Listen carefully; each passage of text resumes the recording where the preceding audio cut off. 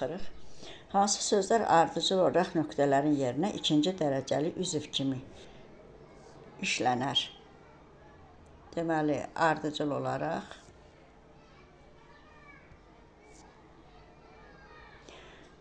və ikinci dərəcəli üzv bizim açar sözlərimizdir. Orxan həkimdir cümləsində arıya verilən sözləri elə qoymalıyıq ki, onlar cümlədə ikinci dərəcəli üzv kimi işlənsin.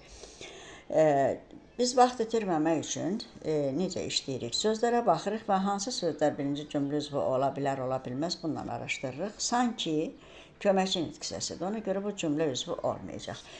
Bir olan variantları atırıq. B, D və E. 3 variant kənarlaşdı. Növbəti sözlərə baxırıq. Qalan 2, 3, 5, 3, 4, 5. 3, 5 hər ikisində var deyə doğrudur. 2 və 4-ü yoxlayırıq. 4-ə baxırıq. Çoxdandır sözündə dır xəbərlik şəkilçisidir. Çünki ona mak artırmaq olmaz. Çoxdandır mak demək olmaz. Əgər dır makla işlənmirsə, deməli o qrammatik xəbərlik şəkilçisidir və onun işləndiyi söz cümlədə ancaq xəbər olacaq. Deməli, biz çoxdandır sözün cümləyə daxil eləsək, o cümləyə ikinci dərəcəli üzv kimi yox, baş üzv kimi daxil olacaq və bu da bizdə açar sözə görə şərti ödəmir. Ona görə 4 bizə lazım deyil. 4-ü atırıq və 4 olan variant C variantı kənarlaşır. Düzgün cavab qaldı A variantı.